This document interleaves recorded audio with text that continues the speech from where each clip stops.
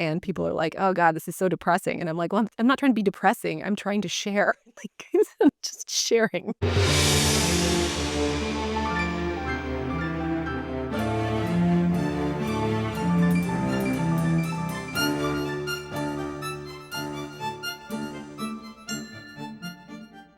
Hi, welcome to How Literature Can Save the World, where we explore the written word's impact on our culture and our relationships with ourselves, each other, and the environment.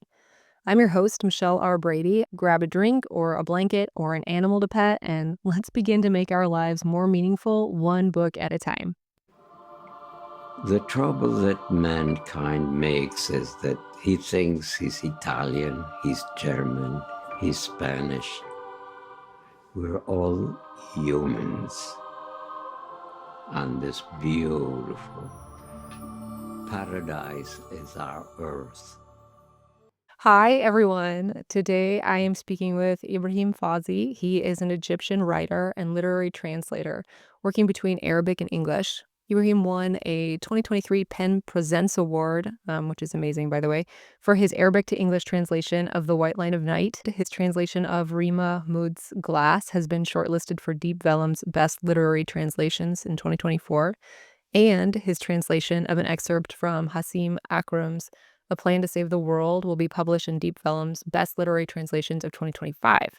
And he is also the host of a podcast, or a host on a podcast called New Books Network, which I checked out and is pretty damn cool, and I'm going to ask you about too. And a recipient of the Global Africa Translation Fellowship, as well as having multiple degrees. Welcome. Thank you so much for doing this with me today. Thank you, Michelle. It's so lovely to be with you, and I'm a big fan of your podcast. Oh my gosh, please.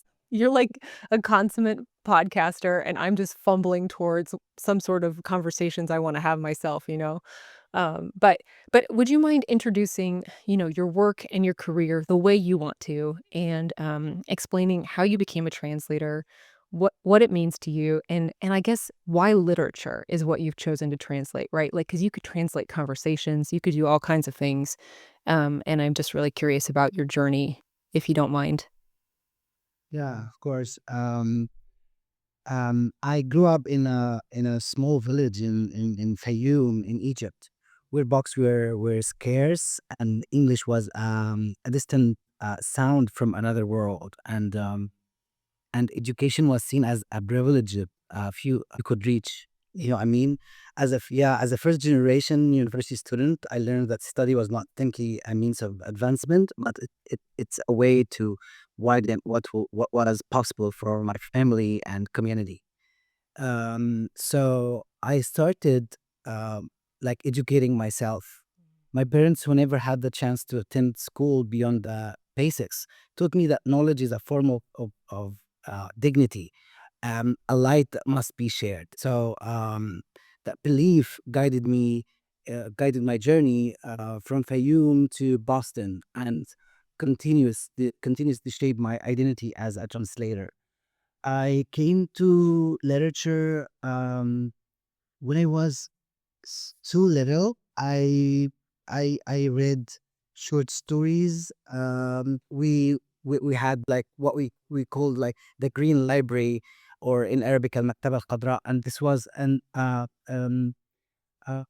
like children literature, and was amazing to dive deep into the realm of the of of uh, of nature, and to know and to see and to read. And as I usually say, reading adds more lives to your own life, Yeah.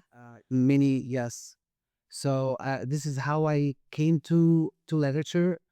Then when I joined the university, I decided to specialize in English literature. Then because and I came to English literature because I really love Arabic literature, and I wanted to know how different it is from the English literature, how literatures can be different from each other. But I found that we're all humans, and if literature is the mirror of society, if it is like the mirror of our humanity. So if we are all humans, so we speak the same language in a way or another. Yeah, and when I came to translation, I decided to specialize in what I really love, which is translation, literary translation, because um you feel like you add something to the library. You bring something new to the table. You're not just um translating or like carrying documents from a place to another, but you're carrying human beings. You're carrying the laughter, the pain, and all the that's included in literature. So that's why I really love when you say how literature can save our lives.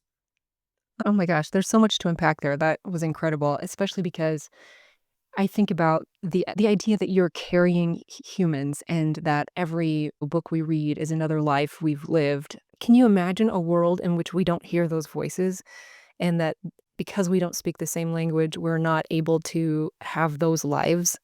I think I think Yeah. it's it's kind of a strange thing to say that it's a selfless cause because I know that's not, necessarily probably how you see it, but I mean, the gift that you give people so that we can all hear a voice that we wouldn't have been able to is quite incredible, and then to top it off, it's that you get to also, put you're in there too, and I don't know how much you're in there because I don't speak any other languages, and I wonder, just how you feel about being a part of that.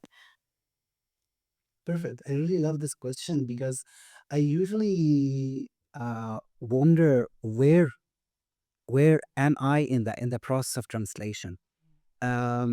Whenever I begin to translate a text, I read it first in the original Arabic, for example, and then I love it. I feel for it.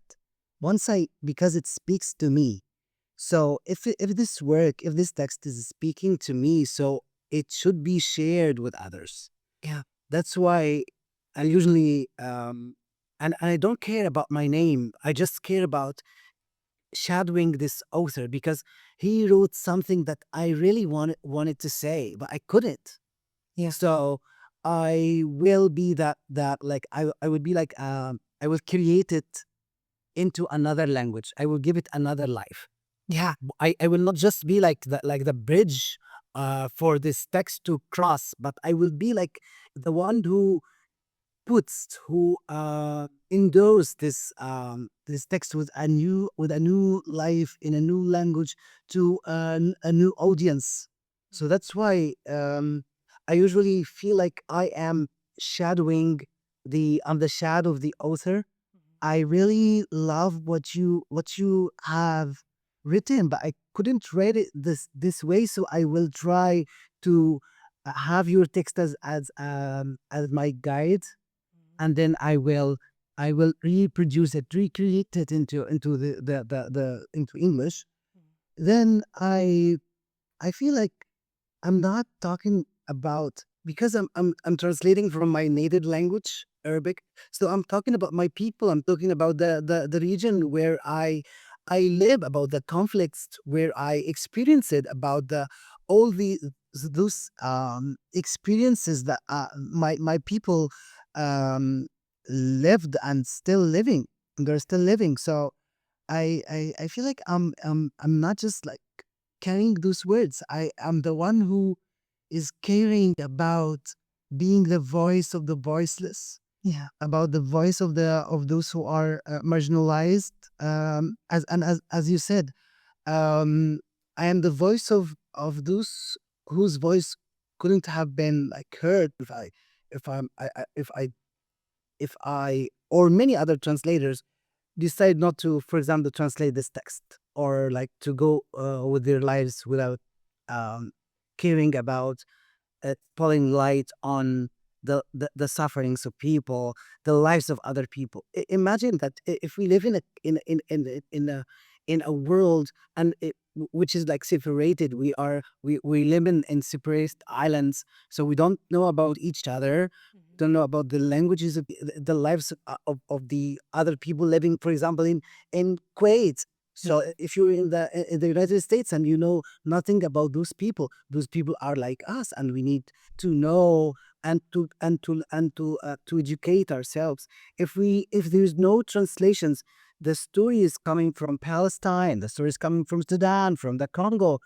No one could have heard the voices of those people in who are suffering, and those are people like all of us. So back to your question, I hope that this answered your question. But I feel like I am totally indulged in this process. And to mention, because you mentioned Hassan Akram's A Plan to Save the World, this book is coming out next year with the Sound of Passage.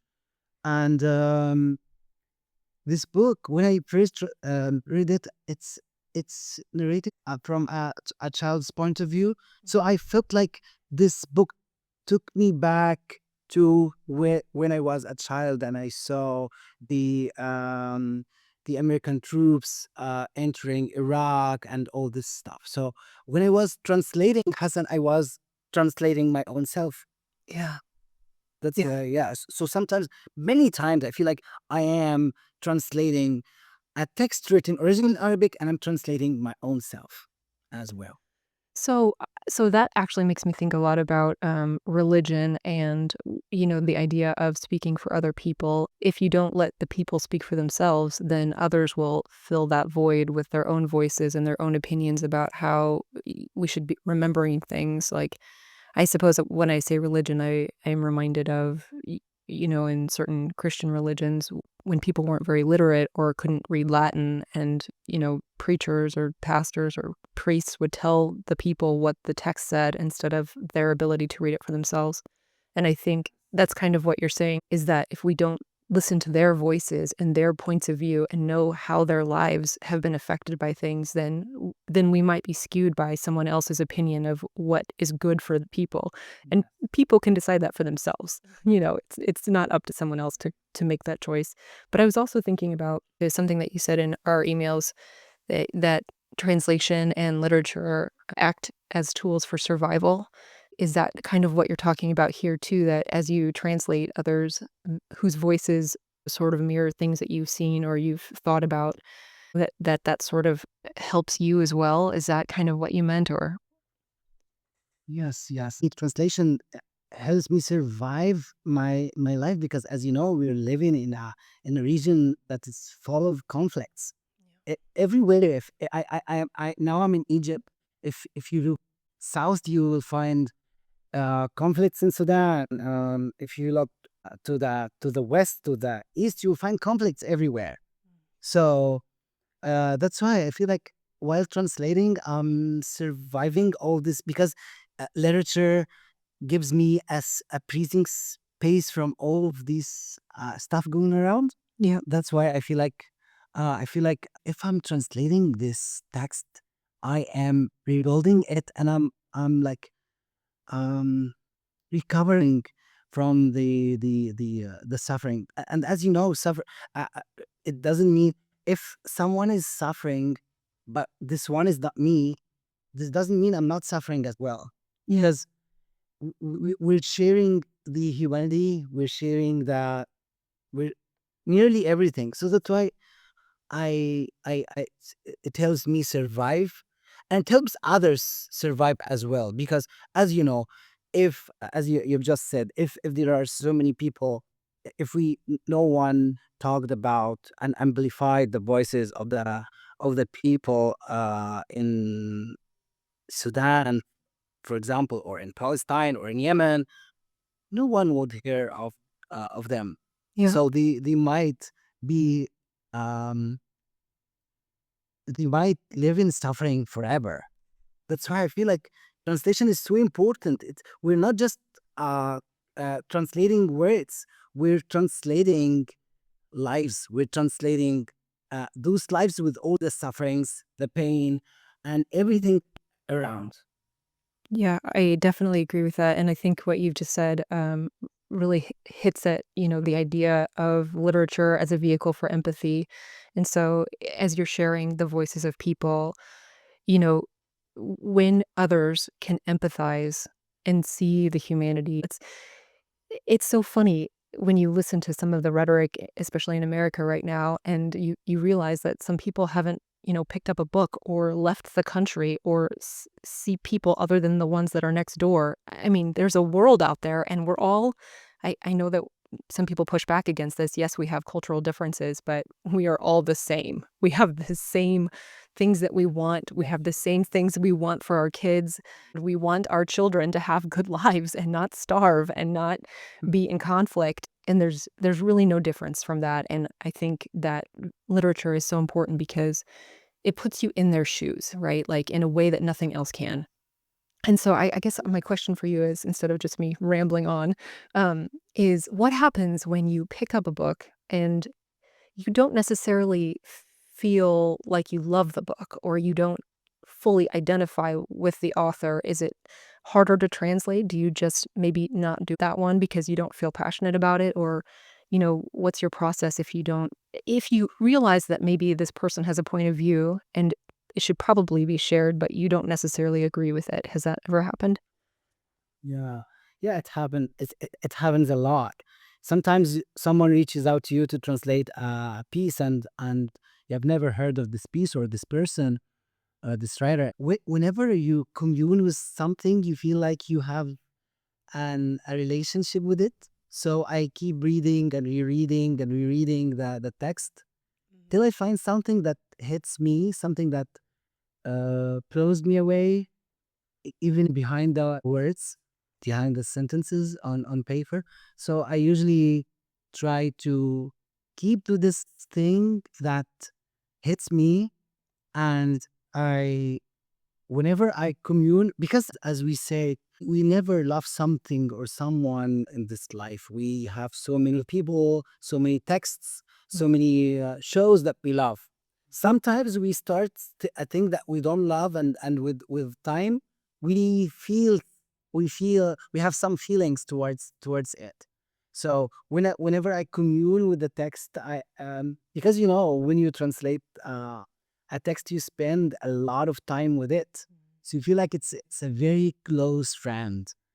So once I feel this connection with the text, I begin translating it based on my reading to it, because I read it in a way, and I loved something, so I want to highlight this thing that I really loved. For example, Rema Hmoud's Glass. I really loved the simplicity of her language, how she uncovers the illnesses of the society in a way that is very simple, but no one can do. So I tried to highlight this while translating Riemann. Yeah, yeah, that's really interesting. I was gonna ask you too if you have your favorite things that you have translated. Is Glass one of them? Or do you just not wanna pick favorites? Yeah, they're all my children. I know. I love them. I love them all, and yeah, I cannot say I have like a favorite book that I translated, but I really love as I told you, I really love the books that I worked on. I love the authors. I really love Hassan Akram's Plan to Save the World, because I have some connection with it. And I really love Khalid Nasrallah's The White Line of Night, the one that won the Pen English Pen Presents. And I also love Rima's writings, whether I translated the texts or not. And yeah, I think every text has some part, a special, unique part in my heart, because I spent so much time with it, and I am the one who brought it to the world, to the new world, who brought it into English. So everyone loves their own kids. Well, so how about this? What about, other people's translations of authors that you love? Have you found anything interesting in the way that they've translated the work that, you might bring to your own translations? Or have you been disappointed? Or I mean, you don't have to say which ones, but do you have feelings about how other people translate things? I'm sure you do. Yes. I translate and I dance around translation. So And I really want to highlight the great efforts of the translators, especially from Arabic into English. So every time you find me reviewing a newly released translation or interviewing an author, just to highlight and to spotlight on their the effort and the work. I think sometimes when you read a text, you feel like, oh, why he translated this part this way? I have to go back to the original to compare. Other times I'm like, oh, I really love the word choice. I really love this thing. I love the way he brought it into English. I love how he foreignized this word or this sentence. I loved how he domesticated it. I mean, in terms of the cultural references. But sometimes, yeah, I feel like there are so many wonderful translators out there whose work is really stunning, like Anton Her is a wonderful translator from Korean into English. I really love his work, and I usually feel like I really wanted to translate the texts that he translated the same way because Anton is prolific. Yeah. He is lovely. He's always on social media. So then that he does so many lovely works at a time. So that's why, but the end of the year, he has like so many wonderful translations and books of his own. He's also a writer. So someone like Anton and like Daniel Hahn, I really admire. And I also, as for the Arabic into English translators, I highly appreciate all of them. I have appreciate Sawat Hussain's translations because Sawat is doing so much work, not just as a translator, but also as a mentor for translators. Ah, yeah. And yeah, and she usually picks up text. She has her own literary taste, which is stunning. So she usually picks up texts that are really important in the original and also when translated when they are translated into English. So I really love Edu Souls by Stella Guidano, translated by Sawat Hussein. I usually feel like, oh, I really wanted to translate this text. So I don't feel like, because there are so many books, so many wonderful translations out there that I really wanted to take them to take them and translate and when type this but anyway, I really love books and I really wanted to translate them. I really wanted my name on such wonderful lovely translations. Also, there's a very lovely book titled Rotten Evidence, or in Arabic, Herz Mekamkim by Ahmed Naji, translated by Catherine Halls. And also, this book is really lovely because I'm interested in political prison literature, and it is this book is about prison in Egypt. So I really wanted to translate this book because I feel like I also I have strong feelings towards this genre, political Yeah. prison literature. Yeah, and why? What's your connection with that, if you don't mind me asking? You can, of course, say nothing if you want, but Of course, no. Yeah, of course I can tell you about political prison literature because I read a lot in political prison literature. Many friends of mine were imprisoned after during the 25th January Revolution in 2011. And after it, so many were imprisoned because they were outspoken about their own ideas.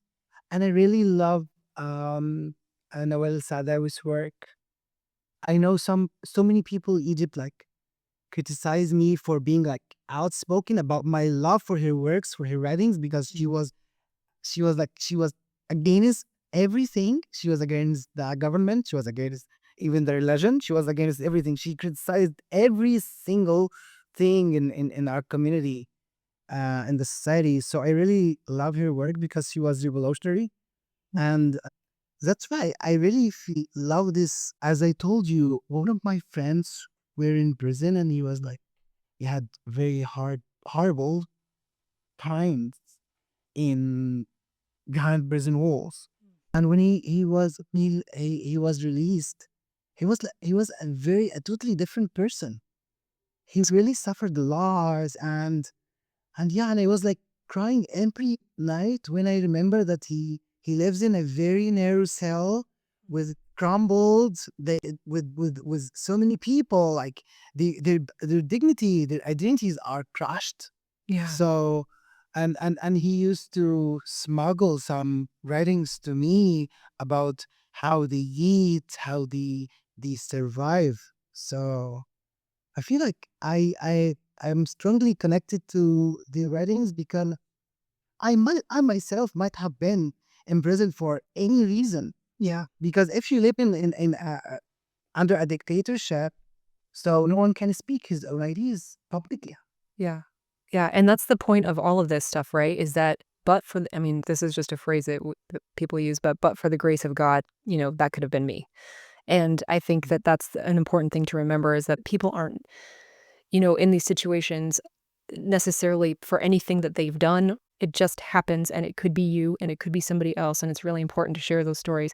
And I was going to ask you too, because I know that you also write. Is that some of the things that you write about, for prisoners who can't write their stories, especially if when they get out, they're not the same person anymore? You have these smuggled notes that suggest what happened to them while they were there. And you knew who they were before, but when they come out, they're different and maybe they can't tell their story anymore. Is that, I mean, this is probably not what you write about, but I'm just curious.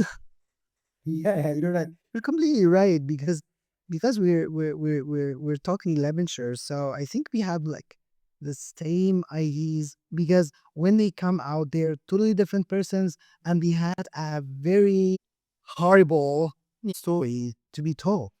So I usually write about I try to assert writings because they just jot down the ideas that haunts them right being in prison.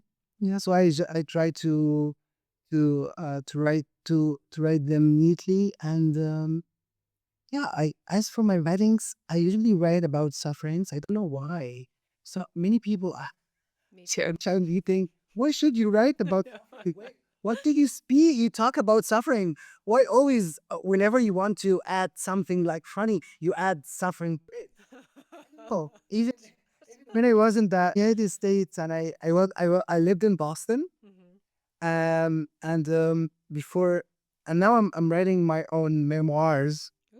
Yeah, about being in Boston, being in yeah, because um the Charles River reminded me of the Nile. I write about this thing about how each one of them was echoing inside of me. Mm. I also write about the night of elections because for me it really resembled a fire. Hmm. And I'm writing about the international students before and after. Yeah, Yeah. yeah, these are the themes of my writings. Most of them are about sufferings, but some of them are about my own experiences. I feel like I wasn't in the United States in a very transformative period. I feel like it resembles the period of the Soviet Union. I don't know why, but I feel like Probably right. yeah, it I should write something about that because I was an international student, and then so many cuts after Trump came, so many cuts. I mean, and some scholarships were frozen. Yeah, the state was so that's why I traveled back to Egypt. Yeah, it reminds me of what you said at the beginning that your parents tried to teach you that knowledge is a kind of dignity or having it bestows a kind of dignity. And I think that that's a lot of what's missing.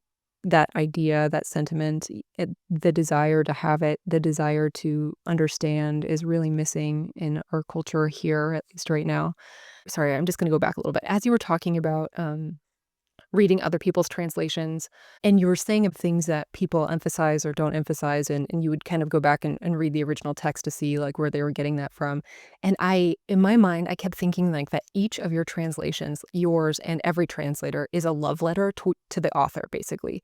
And it's like inadvertently focusing a little bit on the parts that you love the most, and it's like, when you translate something, maybe you love the way this author does X, Y, or Z, and so emphasize it a little bit, and then maybe the other translator loves how they do something else and emphasizes that a little bit. Is this at all like how it could be? Because I like this idea. Yes, you're right. Yes, you're right. You're right. You're completely right. Because translation is a kind of reading. So you're reading to a text that's totally different from mine, right? Yeah. So that's why if it is a kind of some sort of reading, so each translator can emphasize or focus on a specific um, element or characteristic of the text. But to be honest, we care about fidelity, and the translator should be faithful to the text itself, should be faithful to so many factors, so many elements. Like he should be faithful to the writer, to the text, to the audience, to the target audience, because you're not just the translation is your reading of the text, of course, and you highlight the things that you loved, but you have to be faithful to the audience. Yeah, sometimes you have to balance this. So this what is really challenging, to balance between all of these things. You have to be faithful to text, faithful to the author, faithful to the genre, faithful to the audience, even faithful to the publisher, faithful to so many um to the main cooks in the kitchen. Yeah, that sounds way worse.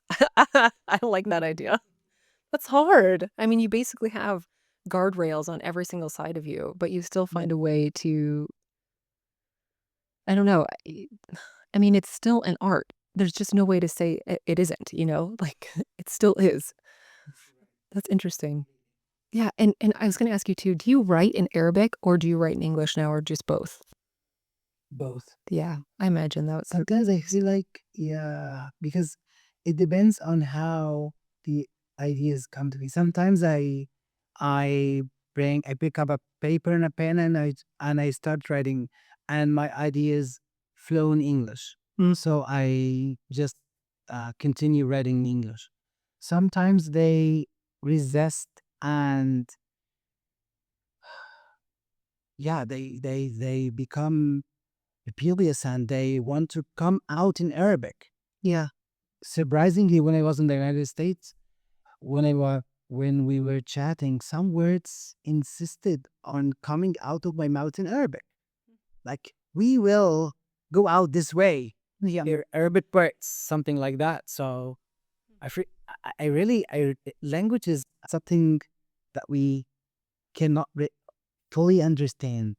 As I told you, sometimes they resist being contained in a specific way. So they become resistant. You speak English all the time, so you have to use me. I feel I'm speaking as if the Arabic language inside of me is speaking. Yeah. Yeah. You should use me in your conversation. So sometimes I'm speaking, and I just mentioned something without subconsciously, unconsciously I pronounce this word this way, or pronounce, or like say it in Arabic totally. Mhm. Yeah. That's so cool. That's so cool that you can do that, though, and it's also cool that, like, a part of you is like, "You're not gonna just squash me, I'm here." Like, I have words. I have words that you need. Wait, so do you translate, English into Arabic at all, or is it only the other way? Yes, I began recently. I have begun translating some texts into Arabic. I recently translated Brona Dantas Lobatos' Snowstorm, a short story that was published in the, I think, in the New Yorker, and I translated it into Arabic, and I sent the Arabic translation to some of my to the people in my circles, Mhm. and they really loved it. Some of them began like crying, so telling me that you really you managed to bring it into give it a life into Arabic, because Bruna was writing about her time as an international student. So as an international student writing about your daily conversations with your mother. So this experience I really had. So that's why I was not writing. I was not just translating Bruna. I was translating myself to my own people. Yeah. Yeah. So if I couldn't write something like that, telling my mom how I really enjoyed our conversations, how I really didn't want the conversations on not on Skype as Brona with her mother, but on Zoom to come to an end. I really wanted our conversations to go for long. Sometimes I asked my mom, just because there's a very, because of the different time zones. Sometimes I ask her to just sleep beside me, just open the camera and sleep. That's fine. I just want to feel you around. Yeah. Yeah, I get that too. I feel like that's very understandable. Um, one of the things that you wrote me was that translation requires listening between silences. And first of all, this was the best podcast pitch letter I've ever seen. Because the second I read it, I was like, you get what I'm trying to do. You have something to offer, and this conversation has been really great. I just am just very grateful that you reached out. But would you mind talking a little bit about the silences? Because a friend of mine was talking about it in another podcast. I have to remember the name. Okay, I'm not going to keep babbling. You just tell me what you think, and I'll just be quiet. No, no, just go ahead, because I really enjoy, and as I told you, I really enjoy your like your comments, because what I really loved about your podcast, I first listened your podcast with Matthew With Matt, Wijhat, yeah, yeah, he's great. and yeah, he's super great, and I really love him, and I really loved your interventions, constructive. Oh, you didn't think that it was just awful? No, no, it was amazing, and I told Matthew that. So I reached out to you, because I really wanted our conversation to go the way that it's going right now, because I feel like we are just like speaking our own minds. Yeah, It's not like something pre-prepared. no, it's not. This is not prepared. As for the sciences, I feel like I yeah, because sometimes silence is a equivalent correlative of death. Hmm. So Oh, that's interesting. yeah, so because once someone is dead, Yeah, so there is a silence forever. yeah, And when translating a text, I feel like I don't want to talk about the death of the author or the death of the translator or the death of anyone, but I feel like I there is a moment in which you feel like you just need the to silence all the chaos inside of you, all this noise yeah, um should come to an end. So yeah. So silence is like the end. yes, it's like the end. I mean, you can use so many metaphors for silence. Silence is death, silence is the end, and silence is also the when you ponder an idea, you just stay silent to think carefully. So that's why whenever I translate, I feel like I need to listen to the echo of my silence, Yeah. because this echo is I don't want to speak philosophy, but I feel like Oh, please do. I love it. yeah. But this echo, like, it resonates. It comes back to you. It goes out of you like a silence, like no noise, no words, but it comes to you. Your own silence is echoed with many lovely and interesting ideas about the text. And that's for me. Yeah, I feel like I'm living between the silence and, because every one of us has his own things, his own secrets, his own stuff that he tries to bury them deep down. Mm. but sometimes they try to float on the surface, but you keep like sinking them or like pushing them down. Yeah, like your Arabic, it keeps trying to come out and you're like, "No, down." Yes, yes, like the Arabic, Yeah. like so many stuff in our lives. Um, so I feel like silence is our is the space that helps us um just think, Yeah, then make meaning. yes, make meanings. So that's why I feel like sometimes Arabic is my own silence. English sometimes is my silence. Sometimes I feel like I'm a very talkative person. I sit in a with so many people and I talk too much. I do a lot of talk, but sometimes I sit to people and just stay silent, just listen to them. Yeah. I try to speak, but my as if something is like holding my tongue, so I cannot utter a single word. I really want to speak. I really want to talk a lot of things, but no, I cannot. I don't know why, but I feel like I am trapped, and someone just ordered me not to speak Yeah. or ordered my mouth, my tongue not to move. Yeah, It's so interesting to come from you, because you're a voice of other people, and to know that, on occasion, you kind of need a voice. You need someone else's. You don't need it necessarily. I think that sometimes silence is the best answer, but that, you yourself can't necessarily find the words. And I think that, like, the silence is really important for what you said, exactly thinking. We speak all the time and we don't spend enough time listening. We don't spend enough time considering and thinking about it and just sitting alone and trying to figure out exactly how we feel about something before we tell the world. I do it all the time. I mean, right now, probably. So, yeah, I just thought that that was really an interesting idea. And here's the crazy part. We are almost out of time, and I haven't asked you anything about the books and poetry that have shaped your life. What books you recommend? I don't wanna rush you, but is there anything that you wanna add? And frankly, I think that the books that have changed your life, not necessarily ones you've translated, but ones that you read, could help other people too, right? So maybe that's the most important thing, if you yeah, can think of any? yeah, I will. I think um one of the books that I really love and I usually go back to them is Viktor Frankl's Man's Search for Meaning.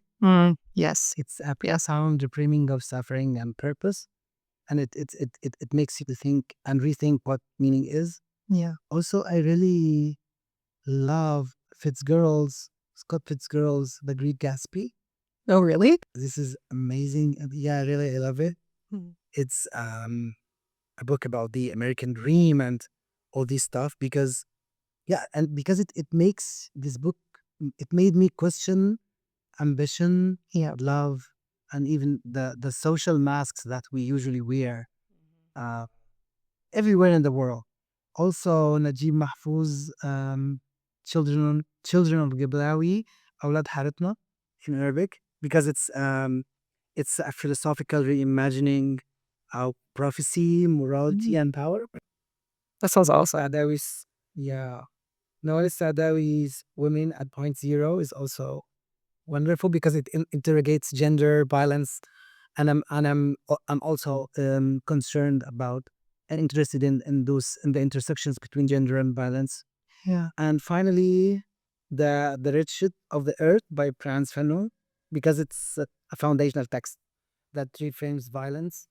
Also, again about violence, about suffering. I read Eileen Scary's the Body in Pain, the Mm. Body in Pain, yes, and it talked about how pain deconstructs language, Mm. and she said when someone describes his own suffering, Mhm. we focus on the means, not the suffering itself.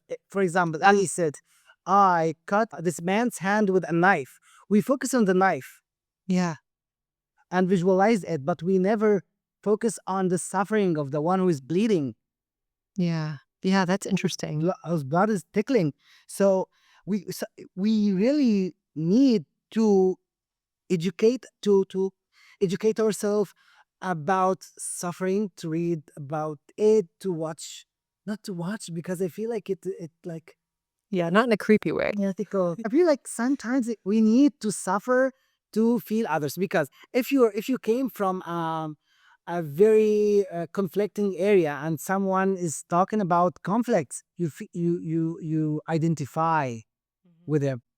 But Yeah. if you're coming from a very fancy life, and then someone is talking about people who don't have water, people who suffer from water shortage or starvation, you don't feel them the same way. No, you know what you feel? Like, go get some water. And it's like, yeah, we're trying, man. We're trying to get water. There is no water. Oh, no way, I will grab you a bottle of water. That's Yeah. fine. Oh, it's fine. I have tons of it over here. This is fine. Yeah. Yes. Yeah, exactly. And but it's also important for yourself because you cannot have a life that's completely fulfilled if you can't appreciate good stuff, and you can't appreciate it if you've never had the opposite. It's just like you can't really appreciate how great it is because you've never known what it was like to not have it. I think I just want to thank you for being so welcoming. And if I talked freely, I don't have, as usual, a pen and a paper. So I was just like, I will speak my own mind, my own ideas. And I feel like this is how literature can save our lives. Mm. Yeah, I really hope so. We're gonna do our part. Just me and you and like 5 other people. I appreciate it so much. This was an incredible conversation. It's literally exactly, I mean, it's exactly the kind of thing I wanted to talk about and a different point of view on all of the things that we discuss. I mean, it's kind of funny. I don't want to say this in a bad way, but I started putting pictures on the little blurbs of the people that I was interviewing, and I realized in a podcast about how literature can save the world, every single person that I'd interviewed at the first, 3 people or 4 people were all white people living in America. And that's because those are the people I know the most, right? I mean, and I don't want you to think that I'm interviewing you because that's not you. But on the other hand, I love the idea of getting some perspective from anyone else, anyone else. Like, just please, God, talk to us. Yeah, yeah, I understand, because I also am a translations editor at Consequence Forum, and I really try to deconstruct the idea of the, like, the ideal victim. We as like, and sorry to say that, but as Americans, we sympathize with the white victim. Right. If the victim is white and it's with green eyes or colored eyes, whatever the color is, you really sympathize with them. But if they are black, we don't care. So the people are not talking about what's happening in Sudan or in the Congo. That's interesting. That's a really interesting concept. I'm definitely going to have to think about that more, the ideal victim. Yeah, thank you so much. And I really enjoyed our conversation. And hopefully I answered your lovely questions, because I feel like sometimes I like chasing words in my mind. So I'm speaking in a way that is disconnected. No, you are incredibly articulate. It was an amazing conversation. Thank you so much for listening. Until next time, and in the words of my daughter, Let's hip hop our way out.